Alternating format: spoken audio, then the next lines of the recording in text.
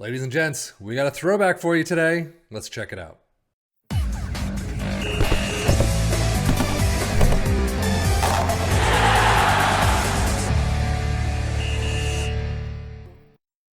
Yes, this is a tactic based on Rafa Benitez's 2003-2004 Valencia squad.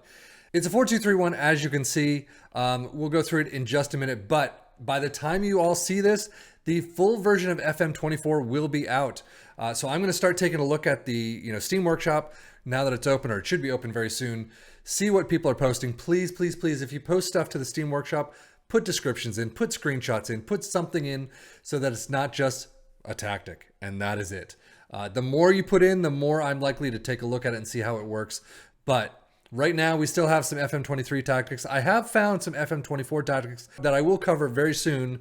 I've got them all done. I've got them, I've got the season done. I just have to get the recordings done. But right now, we are going to take a look at this Rafa Benitez tactic from the 2003-2004 Valencia season. As you can see, a goalkeeper in defend. You got wingbacks in defend and support. Central defenders in defend and cover. And again, some of these don't have individual instructions. Some of them do. And you'll see though, it is a little sparse on the actual team instructions.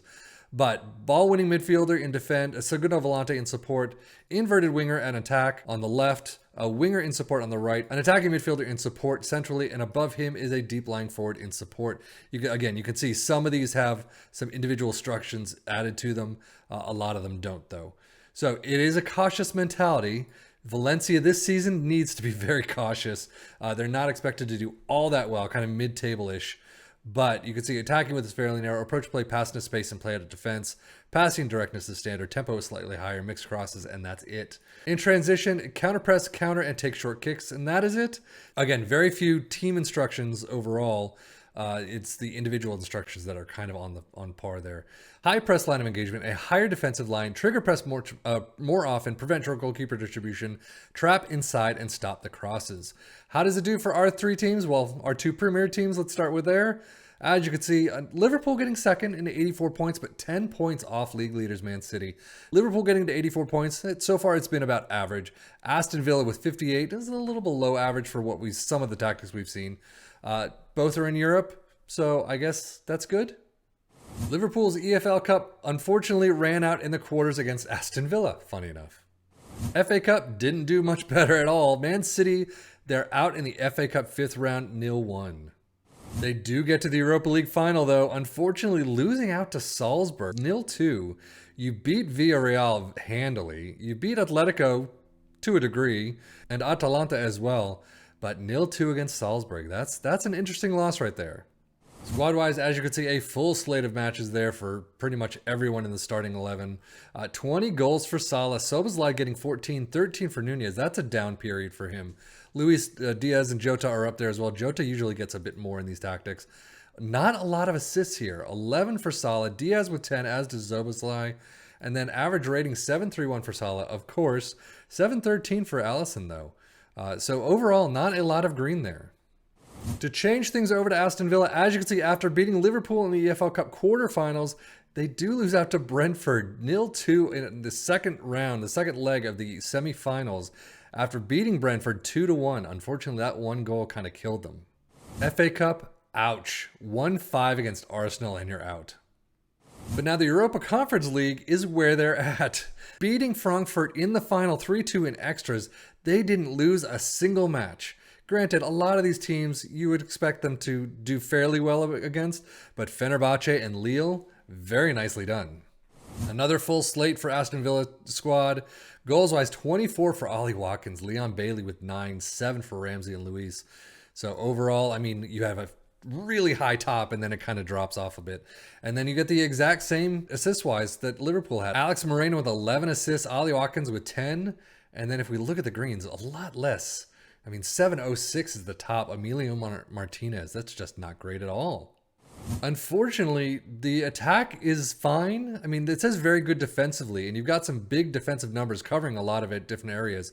Attack-wise, though, again, I mean, you are covering almost every one. Shot percentage just slightly down, as is cross completion, but everything else is really above, just not as far as we're used to seeing. And that actually goes for both teams, as you can see. I mean, they really dropped the ball in the attack, though.